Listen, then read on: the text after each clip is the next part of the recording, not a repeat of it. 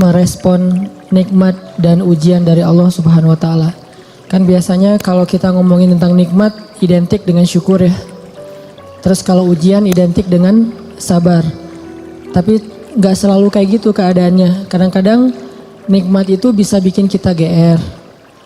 Ujian bisa bikin kita salah sangka kepada Allah Subhanahu wa taala. Seolah-olah Allah kalau kasih ujian itu kayak nggak suka sama kita. Padahal kadang Allah kalau kasih ujian itu tandanya masih perhatian sama kita. Kenapa tuh perhatiannya ngasih ujian? Bisa banyak banget alasannya, bisa pengen ngapusin dosa-dosa kita, bisa pengen ngangkat derajat kita walaupun kita nggak usah terlalu kegeeran ke sana, minimal menghapus dosa-dosa ya. Bisa juga emang mungkin hanya dengan cara dikasih ujian kita rajin beribadah. Dan itu kita banget kayaknya tuh. Kalau lagi banyak masalah, tahajudnya rajin. Mendekati ujian nasional, tahajud nggak tinggal selama sebulan. Hari ujian nasional terakhir, malamnya udah nggak tahajud lagi. Kan kita banget nih. Nah orang yang tipenya kayak gini kadang emang cara untuk biar dekat ke Allah emang dikasih ujian. Makanya jangan jadi tipe kayak gitu. Walaupun ada orang lain yang soleh tapi tetap dikasih ujian. Kenapa? Karena Allah Subhanahu wa taala benar-benar pengen lebih dekat sama dia. Makanya Nabi bilang asyadun nas balaan al-anbiya summas salihin. Orang yang paling banyak diuji sama Allah itu orang para nabi, kemudian orang soleh, kemudian yang mendekati kesolehan dan seterusnya dan seterusnya.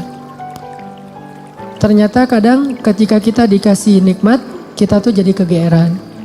Jangan-jangan ternyata nikmat itu bukan sebuah anugerah, justru nikmat itu adalah sebuah istidraj.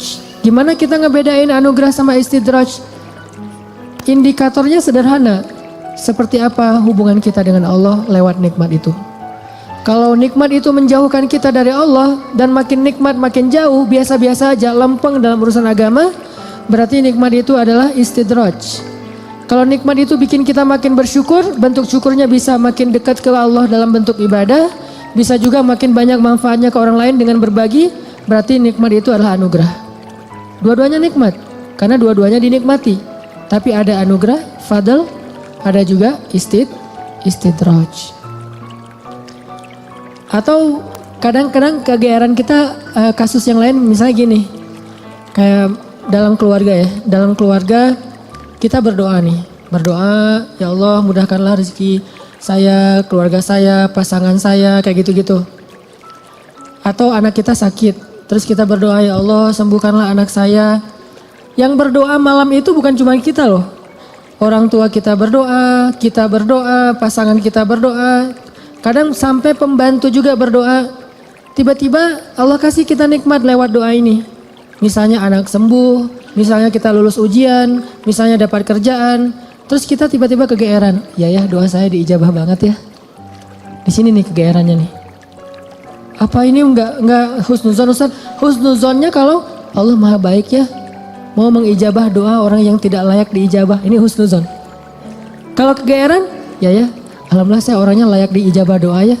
Doa saya itu cepat banget diijabah. Lo baru semalam doa, hari ini udah ijabah. Kalau yang diomongin adalah kitanya, itu kegeeran.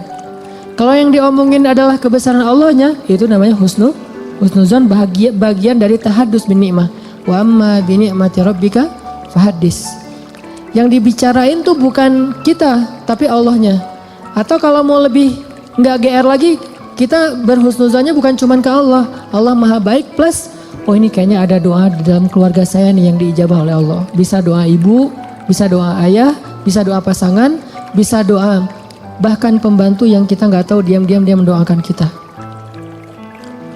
Jadi bukan kitanya yang hebat, yang keren, yang soleh. Tapi ada orang lain di sekeliling kita yang soleh kemudian mendoakan sehingga memudahkan urusan kita. Sama kayak dalam dakwah, misalnya saya dengan teman-teman bikin pemuda hijrah nih. Pemuda hijrah ini dulu taklimnya 3 tahun yang lalu paling banyak cuma 30 orang. Selama 8 tahun. Tiba-tiba alhamdulillah Allah berikan keberkahan jadi rame. Kita jadi bareng-bareng sekarang ada ribuan orang misalnya. Saya selalu mention ke teman-teman, ini pasti ada orang di antara tim kita nih yang dia itu sama Allah tuh dekat banget. yang diam-diam malam dia berdoa, gara-gara doa dialah jadi banyak kemudahan untuk kita. Bukan, mungkin yang doa semua ikut berdoa, saya berdoa, teman-teman semuanya berdoa, cuman jangan kegeeran, ya alhamdulillah ya, saya baru doa kemarin sekarang udah diijabah. Ini kalau kita kayak gini, ini agak kegeeran, sesekali wajar. Kalau sering kali, ini gak bagus. Bikin kita jadi ngerasa udah baik, udah soleh. Dan Allah mengatakan, fala tuzakku anfusakum. Jangan kalian menganggap diri kalian udah baik, soleh, suci.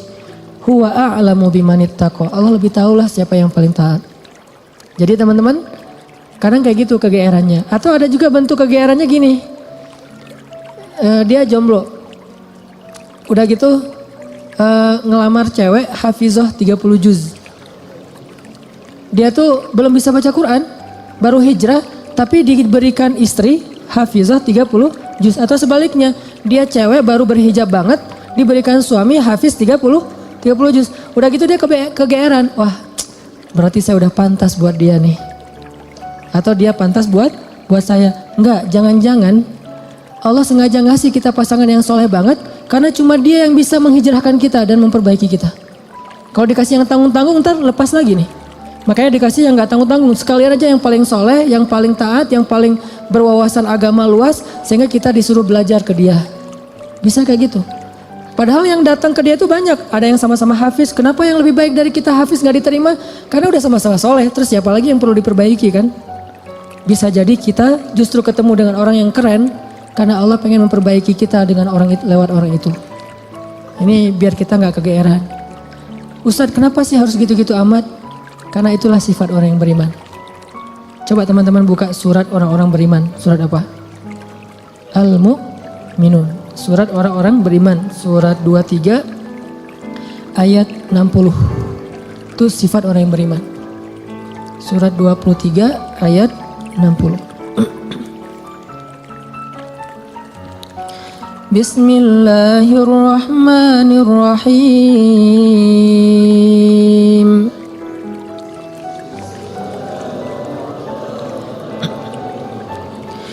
والذين يؤتون ما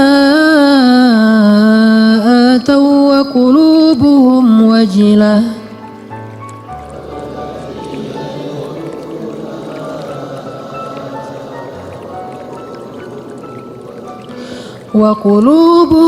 وجلة أنهم إلى ربهم راجعون.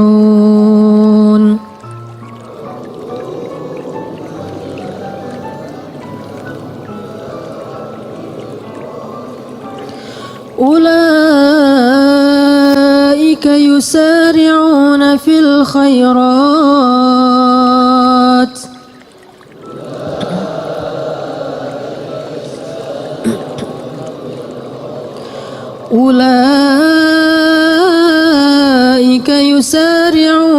الخيرات وهم لها سابقون.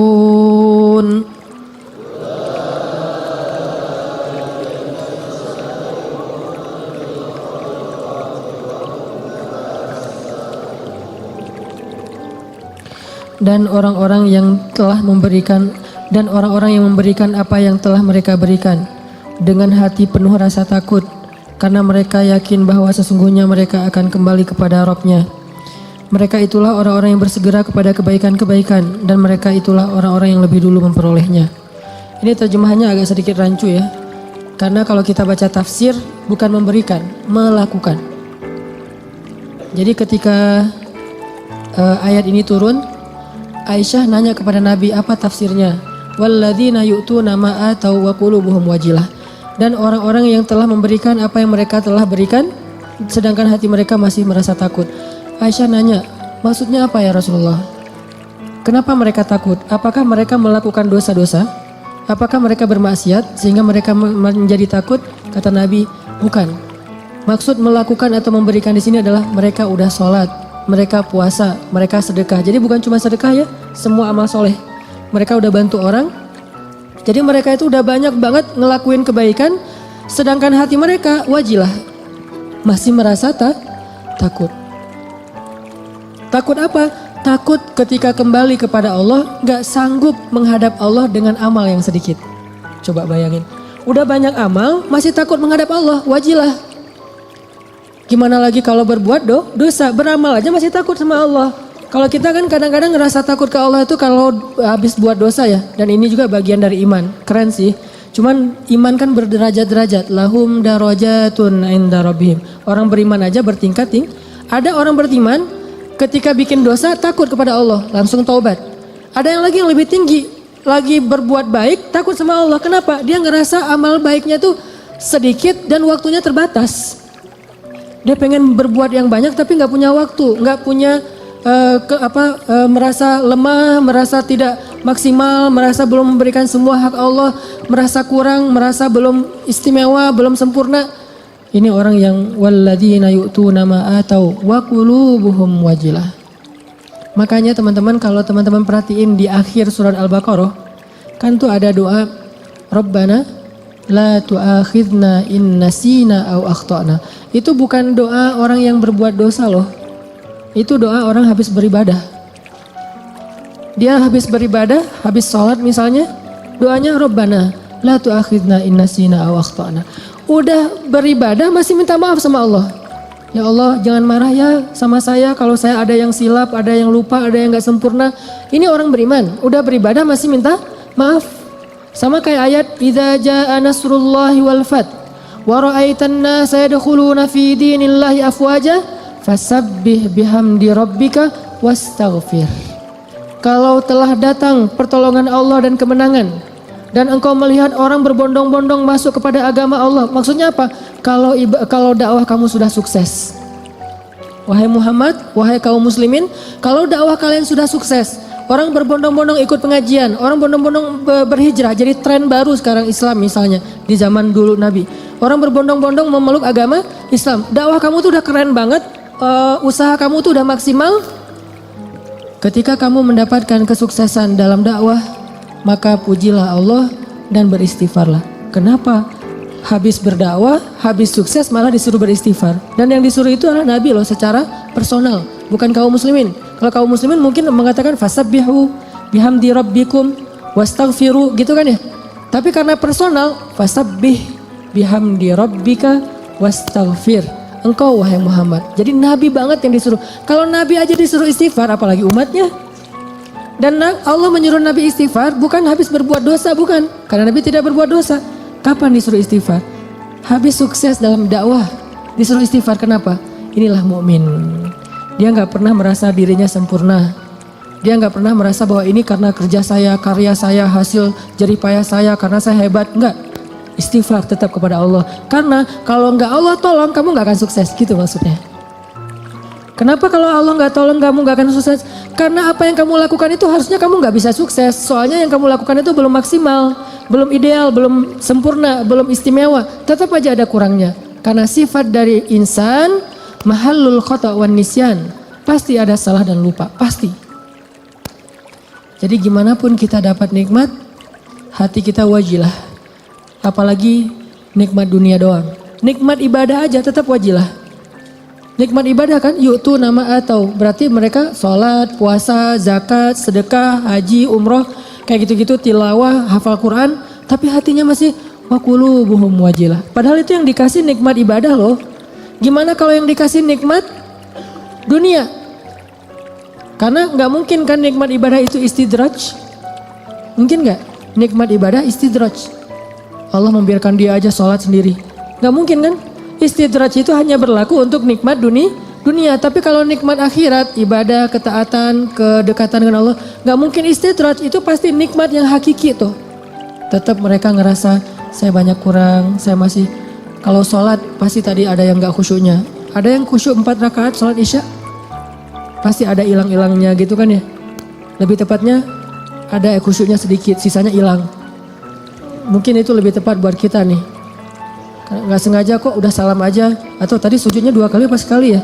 Tadi saya ruku nggak sih? Apalagi kalau sholat sendiri tuh. Pas udah sujud, tadi saya ruku nggak sih? Kan suka gitu tuh.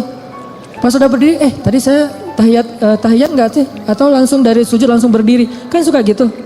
Salam, tadi saya syahadatan nggak ya? Jangan-jangan langsung Allahumma sholli ala sayyidina Muhammad, assalamualaikum. Pas berdiri, tadi saya baca Al-Fatihah nggak ya? Udah mau ruku aja. suka gitu. Berarti banyak kurangnya dalam ibadah kita. Tilawah juga gitu, pasti banyak bacaan yang salah. Jangan-jangan salah huruf, salah makna harusnya dosa. Puasa juga gitu, gak bisa jaga pandangan. Atau sedekah juga gitu, jangan-jangan saya sedekah belum bersih-bersih amat atau belum maksimal, masih banyak yang saya tahan, masih kikir. Intinya adalah jangan ngerasa udah sempurna. Sehingga ketika Allah kasih kita nikmat, kita merasa diri kita emang pantas mendapatkannya. Bukan. Ketika Allah kasih kita nikmat, kita bilang sebetulnya saya nggak pantas, tapi Allah maha baik. Ketika Allah kasih kita hidayah, sebetulnya bukan saya udah sadar, Allah menyadarkan saya. Ketika kita dapat ujian, baru kita salahkan diri kita. Makanya hadis qudsinya yang saya sampaikan di booster, kalau kalian mendapatkan nikmat, janganlah kalian memuji kecuali Allah. Kalau kalian mendapatkan masalah, musibah, sesuatu yang buruk, janganlah kalian mencela kecuali diri kalian sendiri. Ini ke diri kita teman-teman. Dan ini kaidahnya tidak berlaku untuk orang lain ya. Karena Allah hanya mengatakan untuk diri kalian sendiri, bukan untuk teman kalian. Jadi dalam Islam itu kita dibangun juga persepsi, mindset. Jangan pakai hadis qudsi ini untuk orang lain. Lo banyak dosa tuh. Kok gitu sih? Ya kan kata Allah juga dalam hadis qudsi gitu. Enggak, ini enggak berlaku untuk orang lain, berlaku untuk diri kita. Untuk orang lain selalu berlaku husnuzon. Ijtanibu katsiran minadh-dhon, jauhi prasangka buruk kepada orang lain. Kalau dia dapat nikmat, Masya Allah, Allah sayang kepada dia sehingga diberkahi rezekinya. Kalau dia dapat ujian, Masya Allah, Allah pengen menggugurkan dosa dia, pengen mengangkat derajat dia. Kalau ke kita dapat nikmat, saya sebetulnya nggak pantas, tapi Allah baik banget sama saya. Kalau kita dapat ujian, emang saya layak diginiin sama Allah, ya Allah ampunkan dosa saya, angkat musibah saya. Terus mana ada peluang buat kita menghakimi orang lain? Kan nggak ada peluang.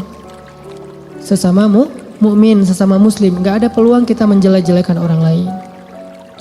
Nah kalau teman-teman perhatikan di surat Al-Mu'minun yang ayat 60 tadi, coba mundur beberapa ayat, ayat 55, itu jelas banget. Jadi satu paragraf ini lagi ngomongin tentang bab GR nih. Ayat 55 itu orang yang GR. Surat Al-Mu'minun ayat 55 Allah bilang, ayahsabuna annama numidduhum bihi min malin wa banin nusari'u lahum fil khairati bal la yash'urun. Apakah mereka mengira ketika kami memberikan mereka banyak harta dan keturunan berarti kami menyegerakan untuk mereka kebaikan? Enggak, mereka enggak ngerti kata Allah. La yash'urun itu enggak sadar, enggak ngerti, enggak ngerasa. Jadi nggak selalu ketika Allah numiddu lahum mim malin wa banin, ketika Allah ngasih harta dan keturunan yang banyak, maksud harta dan keturunan itu kehidupannya bahagia, rumah tangganya aman-aman aja nggak ada masalah, maka berarti nusari'u lahum fil khairat, belum tentu. Seolah-olah Allah itu sayang banget sama dia, belum tentu. Kalau gitu kita suudzon sama Allah, enggak. Kita tetap berpikir Allah itu maha baik. Terus kalau kita dapat nikmat, itu bukti bahwa Allah maha baik, bukan karena kita pantas. Atau mungkin ini adalah ujian dari Allah. Antara dua. Antara Allah emang baik banget walaupun kita nggak pantas. Atau Allah sedang menguji kita dengan ujian yang kita senangi. Dulu ketika masih sendiri, setiap malam tahajud. Ya Allah beri saya pasangan imam yang bisa ngimamin saya. Nggak apa-apa deh yang dibaca Al-Ikhlas juga. Yang penting dia imam. Yang imam, ya Allah beri saya makmum. Mudah-mudahan dia tetap mengamini doa-doa saya. Walaupun mungkin doa saya gak fasih. Doain setiap malam tahajud. Allah kasih nih. Persis kayak bayangan kita banget nih. Spesifik. Hidungnya, matanya, wah segala macam. Gua banget lah pokoknya. Pas udah dapat gitu masih bangun tahajud gak? Atau udah mulai telat-telat dikit? Kenapa telat-telat dikit? Susah bangunnya sekarang. Kalau dulu bangun cuman ngangkat bantal guling atau cuman selimut doang, itu juga kadang-kadang karena seringnya selimut udah terbang kemana, bantal guling kemana, tidurnya teh macet banget tidurnya. Ada juga pas dia mau bangun sekarang beda, bukan bantal guling, lengan. Mungkin lengan itu lebih ringan daripada bantal guling secara kilonya kayak gitu ya, tapi rasanya berat. Taruh lengan, aduh gimana nih caranya, ntar dia terbangun. Kan saya nggak pengen ngebangunin dia, kasihan, alasan ya modus. Nggak tahajud, atau tahajudnya telat. Atau mulai berkurang, lama-lama tadi tahajud 11, sekarang jadi tinggal 8, 4, 2, tinggal witir doang. Tapi masih lumayan lah. Akhirnya subuh di masjid, subuh di rumah, subuh telat, subuh dijamak dengan duha. Kan bertahap tuh. Udah gitu ngejamaknya kompakan lagi, berjamaah. Jamak subuh sama duha berjamaah sama suami istri, kan kompakan ya. Masya Allah luar biasa, kompak, istiqomah, menjamak. Allah pengen nguji kita lewat pasangan justru. Kadang Allah pengen nguji kita dengan terlalu sibuk dengan kerjaan. Tadinya kita nggak punya kerjaan, nganggur, akhirnya bisa beribadah tepat waktu. Begitu udah ada kerjaan, jadi nggak tepat waktu lagi. Kenapa? Alasannya mulai sibuk, mulai rush, mulai tight jadwal, kayak gitu-gitu. Nah ini artinya jangan selalu kegeeran bahwa Allah sayang sama kita. Bahwa kita layak disayangi oleh Allah, bukan. Mungkin antara dua, Allah emang baik banget atau Allah pengen nguji kita dengan nikmat tersebut. Jadi di sini disebutkan ayah sabun, apakah mereka mengira annama numiddu lahum min malin wa banin nusari'u lahum fil khairat bal la yash'urun. Mereka pikir kalau kami udah ngasih mereka harta dan keturunan berarti kami menyegerakan kebaikan buat mereka. La yash'urun, mereka nggak ngerti. Justru orang beriman di ayat berikutnya disebutkan walladzina yu'tuna ma atau wa qulubuhum wajilah annahum ila rabbihim raji'un. Ulaika, orang yang kayak gini nih, yang wajilah, yang ngerasa kurang, yang ngerasa nggak pantas, yusari'una fil khairat. Selalu bersemangat melakukan kebaikan-kebaikan yang lain. Kenapa? Dia merasa masih kurang dirinya. Jadi jangan terlalu kegeeran. Kita boleh bilang alhamdulillah ya Allah mengijabah doa, ya boleh. Tapi jangan bilang alhamdulillah ya saya tuh emang doa saya jitu banget. Doa saya tuh emang cepat banget diijabah. Jangan sebutkan saya sama sekali. Kalau dalam kebaikan. Ini kita belajar bertahap. Kadang-kadang gak nyebutin di lisan tapi di hati. Enggak lah, ini mah nikmat dari Allah dalam hati gua gitu loh. Wa asirru qawlakum awijharu bih innahu alimun bidatis sudur. Kalian rahasiakan ucapan kalian di hati atau kalian tampakkan dengan lisan, Allah Maha tahu apa yang ada di dalam dada kalian. Gak bisa bohong sama Allah. Terus gimana Ustaz kalau kebersit kayak gitu membatin? Lisan kita mah selalu ngomong Masya Allah ya lu lulus. Alhamdulillah ini nikmat dari Allah. Padahal gua gak bisa apa-apa. Lisan nih. Hati kita, ya emang kamu heran kalau saya lulus. Mulai kan ada sombong tuh. Mulai agak kegeeran nih. Kita kalau muncul itu langsung kita tolak, kita reject dengan apa? Astagfirullahaladzim. Kadang-kadang itu muncul bukan pengennya kita. Yuwaswisufi sudurinas, emang si dia tuh. Si dia bukan, si dia mah keren buat saya. Orang itu, zat itu tuh.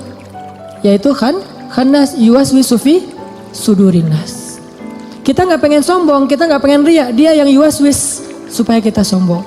Saya kan pernah cerita, ngimamin. Pengen ngimamin yang paling maksimal. Biar semuanya khusyuk. Kan kalau yang lain khusyuk kebawa pahalanya ke yang ngimamin nih.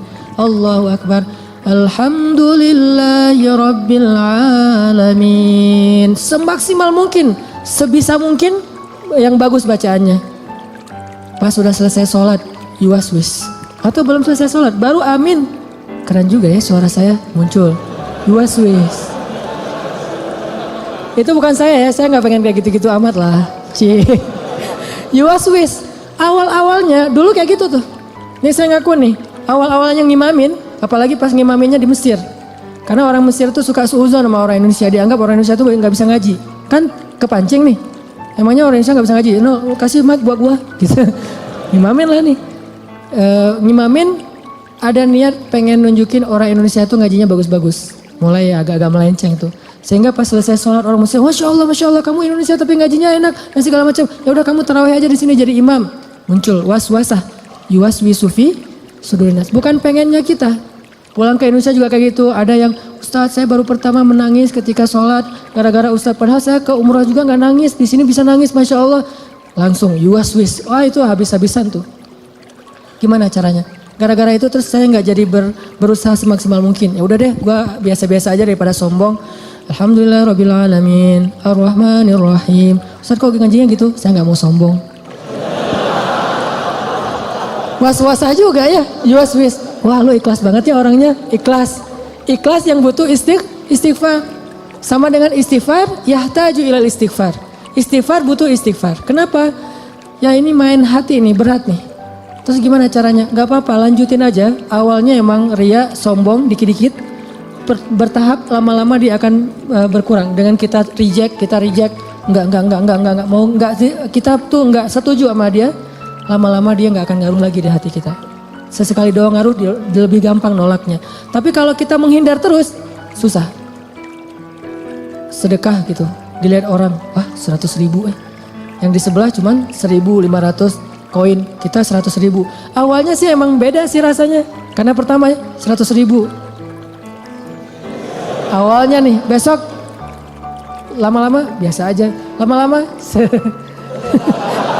nggak ngaruh sama sekali, udah di hati kita tuh udah kebal. Kan ini kematangan jiwa kita dalam beramal soleh ya.